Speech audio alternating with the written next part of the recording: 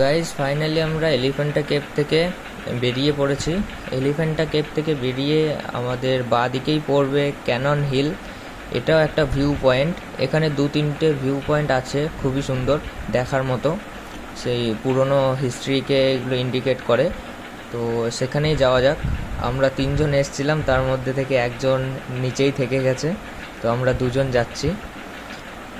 এখানে পৌঁছাতে গেলে একটু আমাদের কষ্ট করে যেতে হবে, যেহেতু এটা একটু উঁচুতে অবস্থিত। এখানে একটু ট্রেকিং করে পৌঁছাতে হবে। আর এখানে প্রথমে একটা কোল্ড ড্রিঙ্কসের দোকান আছে, নিম্বু পানি পাওয়া যাবে এখানে মাইন্ড ফ্রেশ করে। তো যাওয়া যাক ওপরের দিকে।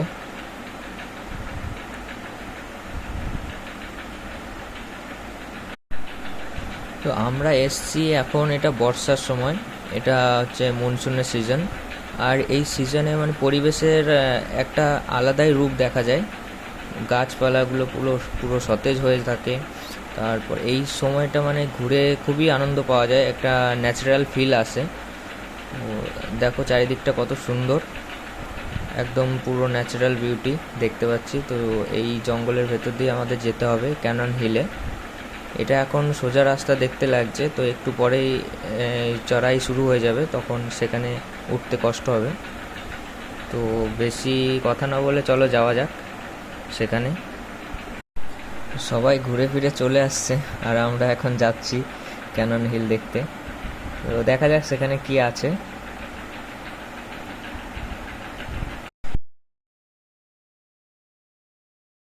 এখান থেকে শুরু হয়ে গেছে উঁচু রাস্তা, আর এতটুকু আসতেই আমরা হাঁপিয়ে গেছি।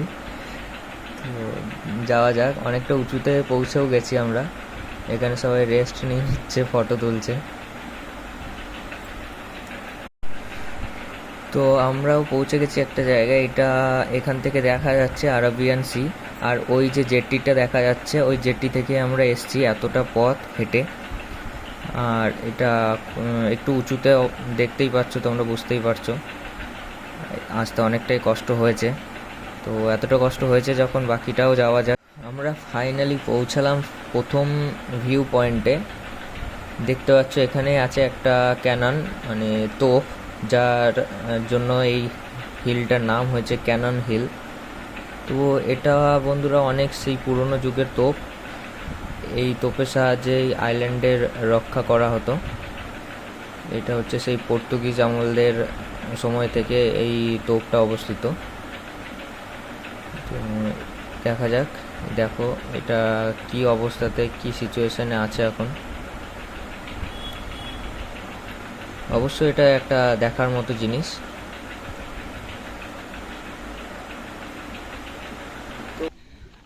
तोप साले तोप नहीं तो तोप से उड़ा डालूंगा। লোকে পাথর ভরে রেখেছে।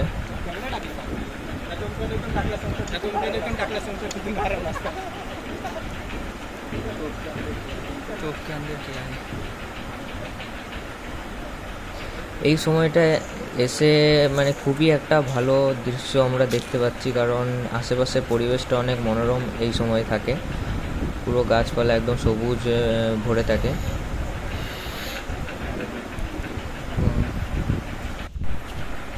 তো এটাই ছিল এখানকার প্রথম ভিউ পয়েন্ট, প্রথম তোপ এটাই ফার্স্ট। এর নিচে দেখো কি রাস্তা দেখা যাচ্ছে, চলো ওখানে যাওয়া যাক, দেখে আসি। পুরোটা না ঘেটে দেখলে আমার আবার ভাত হজম হয় না। তো যাওয়া যাক। এটা হচ্ছে বন্ধুরা সুড়ঙ্গ পথ। এই সুড়ঙ্গ পথ দিয়েই সবাই যাওয়া আসা করতো সৈন্যরা। तोप আছে এই সাইডে।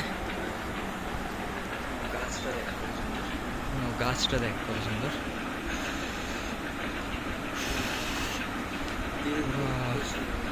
दिल पूरा खुश हो गया।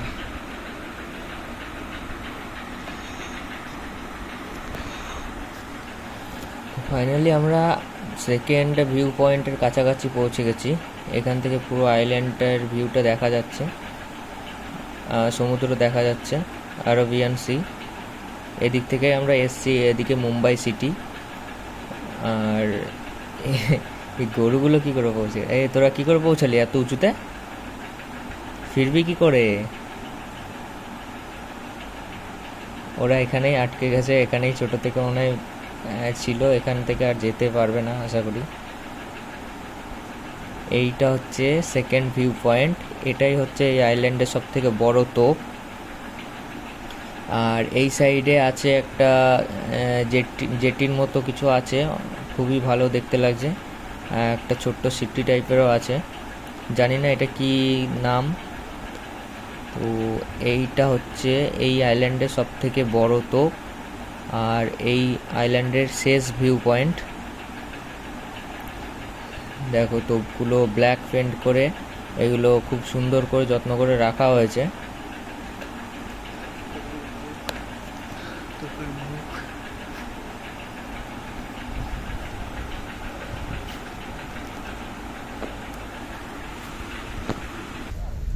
বসে পড়েছি, আর পারছি না, অনেক কষ্ট হয়ে গেছে। এখানে অনেক ঠান্ডা হাওয়া দিচ্ছে, এখান থেকে আর যেতে ইচ্ছে করছে না। ভাবছি এখানে কিছুক্ষণ বসবো, বাট বৃষ্টি নামলে কপালে অনেক কষ্ট আছে, মেঘ করতে পারে। মেঘ অল্প অল্প করেও গেছে, বৃষ্টি নামবে মনে হচ্ছে এখানে। এতটা ক্লাইম্বিং করে আমাদের খুব কষ্ট হয়েছে, অনেক টায়ার্ড, তার জন্য একটু নিম্বু সোডা খেয়ে এনার্জি একটু স্টোর করে নিই। তারপরে এখন অনেকটা পথ যেতে হবে, এখনও গেটওয়ে অফ ইন্ডিয়া ঘুরতে হবে। সরি, ইন্ডিয়া গেট না, বারবার ইন্ডিয়া গেট বেরিয়ে যায়। গেটওয়ে অফ ইন্ডিয়া ঘুরতে হবে, তারপরে বাড়ি যেতে হবে। তো নিম্বু সোডা খেয়ে একটু এনার্জি স্টোর করে তারপর বেরোবো এখান থেকে।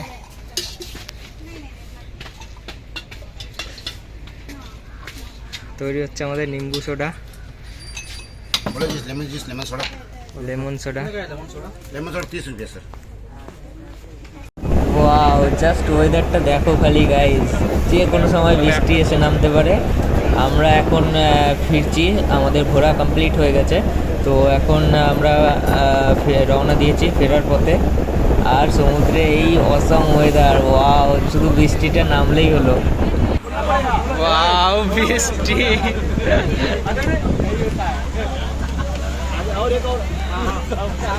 হঠাৎ করে বৃষ্টি নেমে গেছে সমুদ্রে, ওয়াও, নাইস।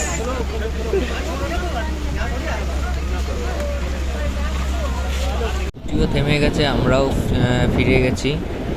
তো এখান থেকে ফিরে সঙ্গে সঙ্গে আমরা চলে এলাম ম্যারিন ড্রাইভে।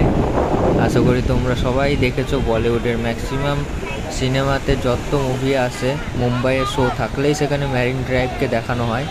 তো আমরাও চলে এসেছি ম্যারিন ড্রাইভ দেখতে। তো এইটা হচ্ছে সেই ম্যারিন ড্রাইভ, এখান থেকে পুরো মুম্বাই সিটির অর্ধেকটা দেখা যায় নাকি সবাই বলে। মুম্বাইয়ের পুরো অর্ধেকটা এখান থেকে দেখা যায় ম্যারিন ড্রাইভ। আর এখানকার এই পাথরগুলো ফেমাস, এখানে পাথরগুলো কেন দেওয়া আছে জানি না। ম্যারিন ড্রাইভের হাওয়া খেয়ে ইচ্ছে মতো পা দুলিয়ে আমরা নিজেদের মতো মজা করে রওনা দিলাম বাড়ির দিকে, বাড়ির উদ্দেশ্যে।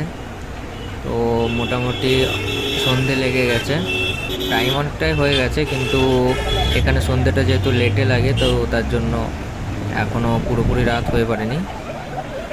এটাই হচ্ছে রাতের মুম্বাই সিটি, মুম্বাই শহর, the city of dreams. The city of dreams নামেই জানে সবাই মুম্বাই সিটিকে। তো এখান থেকে বাইপাস ধরে আমরা চললাম আমাদের রুমের উদ্দেশ্যে। তো সারাদিন অনেক ঘুরে ফাইনালি গেস্ট হাউসে পৌঁছে গেছি। তো সেই সকালে বেরিয়েছি, অনেক টায়ার্ড, অনেক জার্নি করে ফেলেছি, পুরো মুম্বাই ঘুরে ফেলেছি। পুরো মুম্বাই বলতে মুম্বাইয়ের যা যা দেখার জিনিস, মেন জিনিসগুলো ঘুরে ফেলেছি। আবার দেখা হচ্ছে নেক্সট ভিডিওতে। Good bye guys.